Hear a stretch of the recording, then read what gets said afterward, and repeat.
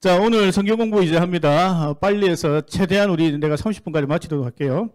자, 제목, 용서의 길을 주시는 하나님 23과입니다. 자, 1번. 자, 또 다시 원망하는 백성들, 민수기 21장 4절에서 6절까지 우리 한번 읽어볼게요. 준비 시작. 백성이 호르산에서 출발하여 홍해 길을 따라 에돔 땅을 우회하려 하였다가 길로 말미암아 백성의 마음이 상하니라. 백성이 하나님과 모세를 향하여 원망하되 어찌하여 우리를 애굽에서 인도해내어 이 광야에서 죽게 하는가? 이곳에는 먹을 것도 없고 물도 없도다. 우리 마음이 이 하찮은 음식을 싫어하노라 하매 여호와께서 불뱀들을 백성 중에 보내어 백성을 물게 하심으로 이스라엘 백성 중에 죽은 자가 많은지라. 아멘. 그래서 홍해 길을 따라서 에돔 땅을 우회해서, 왜냐하면 에돔 백성하고 전쟁하면은 이스라엘이 안 되니까, 무기도 없고 안 되니까 하나님께서는 돌아가라 했는데 그 돌아가는 길이 마음에 안 들었던 거야. 그래서 원망하고 불평하기 시작했습니다.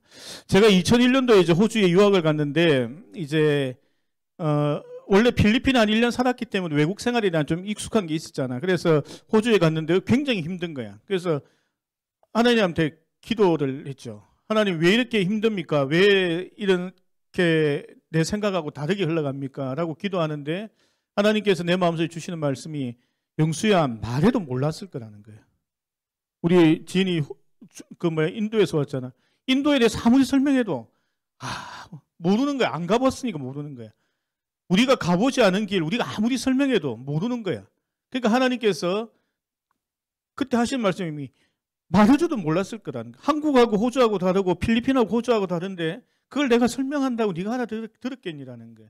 그러니까 우리가 가는 많은 길들을 우리가 모르고 가는데 그 모르고 가다가 우리가 생기는 문제들에 대하여 우리는 원망하면 안 됩니다. 왜냐하면 그것은 그 길이 최선일 수도 있다는 것. 또 하나님께 주신 축복일 수도 있는데 원망함으로 그때부터 문제가 발생하는 거예요. 다른 문제가 또 발생하는 거예요.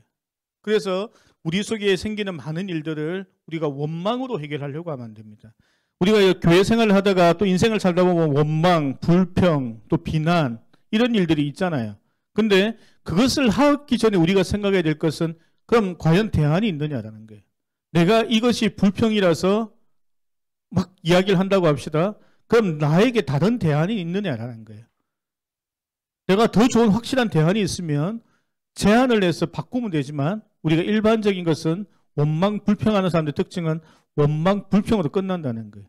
그래서 분위기 확 바꾸고 싸하게 만들고 그냥 끝난다는 거예요. 그렇게 하면은 안 된다는 거예요. 그래서 하나님께서 그러한 원망하는 백성들에게 불뱀을 보내서 모두 다 물려서 이제 죽을 때가 다 되고 불뱀에게 물리고 이제 독이 퍼지니까 이제 죽을 것 같잖아. 이제 그 상황이 펼쳐졌던 것입니다. 자, 다음 페이지 2번.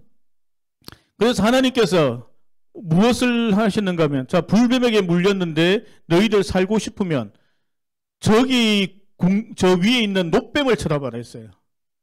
이해가 가죠? 그러니까 내가 뱀에 물렸는데 다시 뱀을 바라보라는 거야. 그러니까 어떻게 했을까? 어떤 사람들은 그것을 바라보는 사람도 있었고 어떤 사람 바라보지 않으면서 죽어갔던 사람들도 있어요. 근데 그것을 바라본 사람들은 살아났다는 거예요. 그래서 하나님께서 우리에게 교훈하고 싶은 것은 이 문제조차도 하나님께서 해결할 수 있는 방법이 있으니까 하나님의 방법으로 그 문제들을 해결하기 원하셨다라는 겁니다. 자, 그 다음에 우리 열왕기하 18장 4절 말씀 한번 읽어볼까? 시작. 그가 여러 산당들을 제거하며 주상을 깨뜨리며 아세라 목상을 찍으며 모세가 만들었던 놋뱀을 이스라엘 자손이 이때까지 향하여 분향함으로 그것을 부수고 느스라니라 일컬었더라. 이 내용은 뭔가 하면은 이제 히스기야라는 사람이 등장하고 나서 종교개혁을 일으킵니다. 종교개혁을 일으키는데 이스라엘에 있던 모든 우상들을 다 파괴했어요. 근데 그 중에 하나가 뭔가 놋뱀인 거예요. 그러니까 광야에 이스라엘 백성들이 광야에서 불뱀에게 물리고 놋뱀을 바라보고 나왔는데 그 놋뱀을 이제 가지고 와서 이스라엘 백성들이 이걸 걸고 막 그걸 섬기는 거예요. 거기에 분향하고 절하고 놋뱀을 섬기기 시작하는 거예요. 그걸 바라보고 히스기야가 이 놋뱀까지 다 제거하게 됩니다. 자, 여기에서 우리가 생각할 것은 무엇이 됐든 이 십자가조차도 우리가 우상으로 만들면 안 된다는 거예요. 우리가 영화 보면은 막 십자가 막 하면 귀신들 막 물러가고 이러잖아. 그러니까 십자가 그 자체, 이거의 자체에 능력이 있다고 생각하는 사람들이 있어요. 근데 그런 거 없어요. 이 자체가 뭔 능력이 있어? 이 자체는 그냥 나무예요. 상징하는 거지. 이 십자가는 예수님이 이전에는 그냥 사람을 사형시키는 사형의 형틀이었던 거예요. 그 다음에 예수님 이후에 예수 그리스도가 십자가 못 박혀 돌아가시고 죽은 것까지는 아무 능력이 아니에요. 십자가 못 박혀 죽은 사람 예수님 말고도 수천 명, 수만 명 있었던 거예요. 그게 문제가 아니고 그 다음 부활이 있었기 때문에 그 십자가에 대해서 능력을 인정을 하는 거예요. 십자가에 못 박혀 죽었다. 그 무슨 의미가 있어? 죽었는데 그 무슨 의미가 있어? 딴 사람들도 다 그래 죽은 거야. 예수님은 십자가에 못 박힐 옆에 2명 더 있었잖아. 다 십자가 못 박혀 가지고 죽었어. 그게 문제가 아니고 그 다음에 부활한 것이 중요한 건 거라. 그래서 이 십자가라는 것은 우리의 죄를 부활했기 때문에 우리의 죄를 사함을 입고 우리도 예수님처럼 부활한다라는 그 기독교 가장 기본 신앙이 거기에서 나온 거잖아. 이조차도 우리가 우상으로 하나님께서 섬기면 안 된다는 거예요. 자, 여기서 한 가지 더 설명합니다. 자, 하나님께서 우리를 크리스찬으로 부르셨잖아. 크리스찬이라는 것은 신약 성경에 뭐 에클레시안, 또 교회는 에클레시아 이런 단어를 써요. 그거는 세상에서 이제 구분되어서 부르심을 입은 사람들이라는 뜻이잖아. 그러니까 구약 성경에 이러한 단어가 또 나오는데 그게 나실인이라는 거거든. 삼손 때 나오는 단어야. 나실인. 그럼 하나님께서 우리에게 말씀하신 것은 뭔가 하면은 하나님께 크리스찬들을 부르신 것은 이 땅 밖에 부르신 게 아니잖아. 이 땅 안에서 살아가길 원하시거든. 이 땅 안에서.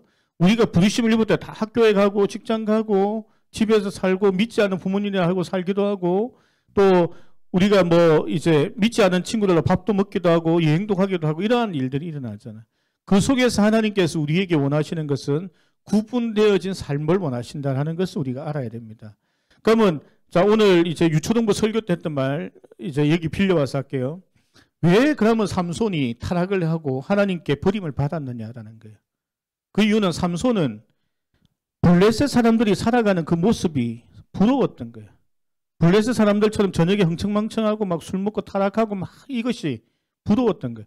그들은 막 뭐 재산이 많은 것 같고 뭔가 엄청나게 힘이 센 것 같고 하는 그 세상적인 삶들을 부러워했던 거예요. 그래서 블레셋 여인과 그리는 결혼하고 블레셋 사람 그 여인에게 배신당하고 머리 깎기를 당하고 눈 파고 머리 깎이고 그렇게 해가 죽었던 거거든.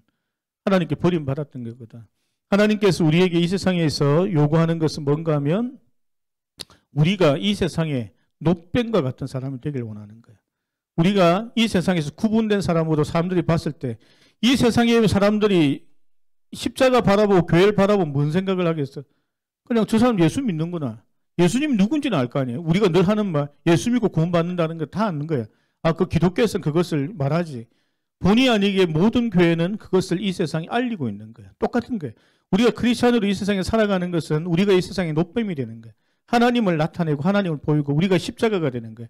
하나님을 나타내고 하나님을 보이고 하나님 메시지를 우리를 통하여 세상에 전하게 된다는 거예요.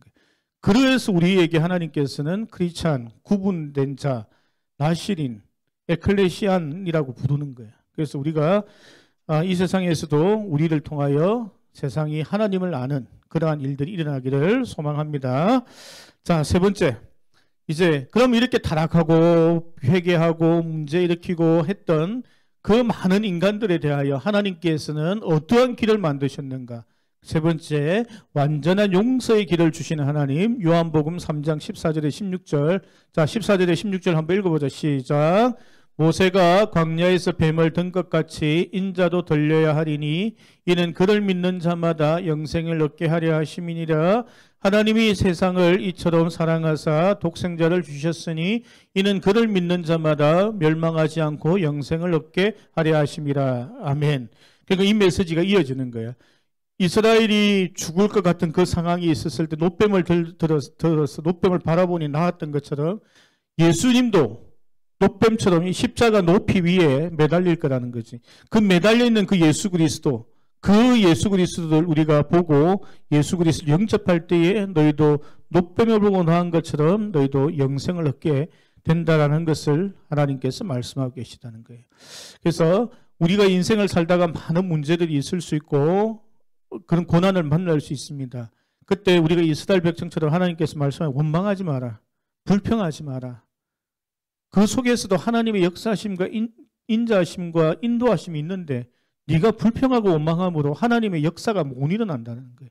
그래서 우리가 주어졌던 많은 환경들과 이것들을 기도하면서 하나님께 주신 걸로 감사하고 있다 보면 하나님께서 그것을 다른 걸로 바꿔 가신다는 거예요. 그것을 협력해서 선을 이룬다 하시는 거예요. 그래서 그 속에서 하나님께서 주시는 은혜들을 누리면서 그게 간증이 되어지는 거예요. 내 신앙이 되어지고 그것이 고백이 되어지는 것입니다.